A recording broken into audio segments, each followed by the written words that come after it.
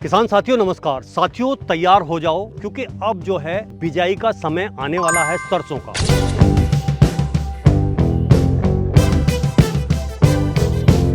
और उसमें सबसे ज्यादा ध्यान रखने वाली बात जो ये है कि आपके खेत जुते हुए बढ़िया होने चाहिए और दूसरा क्या है कि होना चाहिए बीज का एक अच्छा चयन। तो हम आज जानते हैं कि हमें कौन सा बीज बोना है और किस बीज से हमारी पैदावार अच्छी होगी। तो चलिए देखते हैं। भाई नमस्कार। नमस्कार जी। सामने जो दर्शक है उन्हें आप अपना एक छोटा सा परिचय दें। मैं सुरेश कुमार त्यागी, ग्राम कैथवाड़ी, जनपद मेरठ का रहने वाला हूँ और एक छोटा सा किसान हूँ। तो भाई जी आप जो सरसों बोते हैं वो कौन सा बीज बोते हैं? मैं सरसों का स्टार 10-15 बीज लगातार 3 साल से बो रहा हूँ जी। और अच्छी पैदावार हो रही है और अच्छा मुनाफा दे रही है। तो स्टार 10-15 में ऐसी क्या खासियत है जो कि आप लगातार 3 साल से बो रहे हैं? उसकी तेल की मात्रा अच्छी निकलती है उसमें। दूसरी चीज वो करीब 2.5 कुंटल प्रति बीघा की पैदावार दे रही है। तो इसमें जो रोग आते हैं सरसों में, क्या इसमें रोग प्रतिरोधक क्षमता कैसी है? इसकी बीमारी तो नहीं है इसमें कोई? इसमें कोई किसी प्रकार की बीमारी नहीं होती अधिकतर, और पाले वगैरह कोई असर नहीं होता इसमें और अच्छी पैदावार देती। खर्चा भी कम आता है सरसों में गेहूं के मुताबिक, क्योंकि गेहूं में खर्चा ज्यादा आता है, सरसों में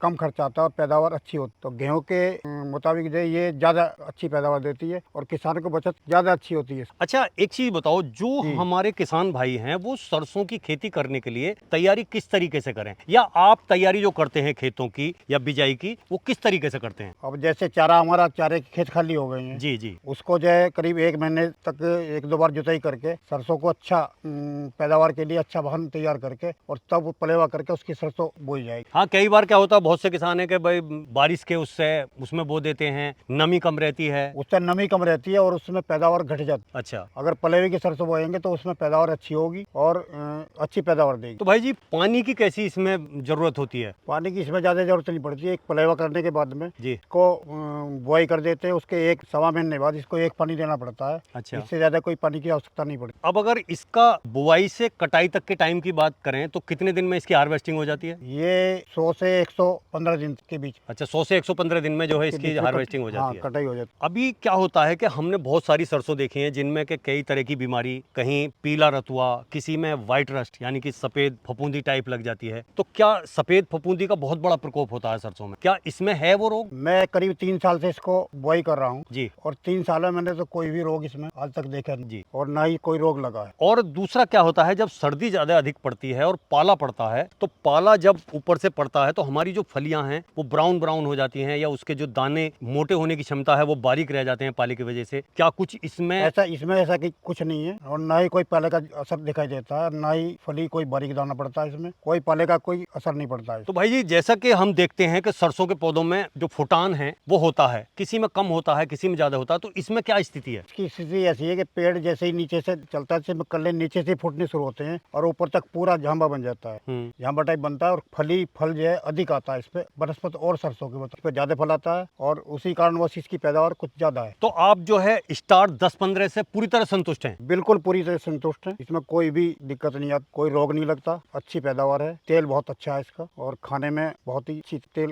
लगता है। तो चौहान साहब अब के आप जो है ये सरसों स्टार जी 10-15 कितनी बो रहे हो? पिछले साल मैंने 2 एकड़ बोई थी, 3 एकड़ बोई जी। तो ये 3 एकड़ बोने का कारण क्या है? क्या मंडी में इसका रेट कुछ अच्छा मिलता है? एक तो ऐसा इसके पैदावार बहुत बढ़िया आती है जी। कि 10-11 कुंटल पर एकड़ की हमें पैदावार मिल जाती है और इसमें सिंचाई का एक पानी में हो जाती है बस। और इसमें कीड़ा बहुत कम असर करता, फफूंदी नहीं है, कोई फंगस नहीं है और मतलब पैदावार भी अच्छी है और इसका मंडी में रेट सही मिलता है। पिछले साल 6500 बिकी। अच्छा। और अब कहते हो जैसे भी हो सके बुआई मतलब और जो अदर सरसों है उनसे जो अच्छा रेट मिलता है। पैदावार बहुत अच्छी है। एक तो इसमें मतलब बीमारी बिल्कुल नहीं है, सेफ है बिल्कुल। अच्छा एक चीज बताओ डॉक्टर साहब, जो गेहूं की खेती है और सरसों की खेती, दोनों खेती एक ही टाइम की खेती है। जी। आप इन दोनों खेती में से कौन सी सबसे अच्छी मानते हैं? गेहूं की मानते हैं या सरसों की? खेती में ज्यादा सरसों की अच्छी मानते हैं। उसमें कारण, इसमें रीजन ये है कि जैसे हम गेहूं बोएंगे पहले हम उसकी पलेवा करेंगे, उसमें जुताई ज्यादा करनी पड़ेगी हमें। अब कम से कम करीब 5 पानी के समथिंग हमें उसमें लगाने पड़ते हैं। 5 पानी उसमें सरसों में एक। हाँ, उसमें पाले का असर आता है, फिर कभी उसमें एक सफेद घास हो जाती है, बहुत चीज ऐसी होती है। जौ भी हो जाते हैं, दुनिया भर के हो जाते हैं। फिर उसमें मार्केट में इसमें जौ है, इसमें ये है, इसमें ये है, होती है। इसमें सरसों में कोई ऐसी परेशानी नहीं है, पैदावार बहुत बढ़िया है, देखने में बहुत अच्छा भाई दाना बनता है इसका। और फिर जब पकने पर आती है तो ये जैसा बहुत सी सरसों झड़ जाती है हल्के हवा से, जो झड़ती भी नहीं। अच्छा, झड़ती हाँ, बहुत सुरक्षित है बिल्कुल, यानी घर तक हमारे सुरक्षित आ जाती है। बस ये है कि हम इससे बहुत अच्छा अपना लाइक करते हैं कि पैदावार भी अच्छी है, रेट सही मिलता और हमारा खर्चा भी कम होता। तो मतलब आप जो है स्टार 10-15 से पूरी तरह संतुष्ट हैं? हाँ, पूरी तरह संतुष्ट हैं जी। हम तो करीब 2 साल हो गए, 30 साल में ऐसे बोऊंगा और 1 एकड़ और बढ़ा रहा हूँ। अच्छा जी। ऋतिक सरपंच, जैसे कि आप एक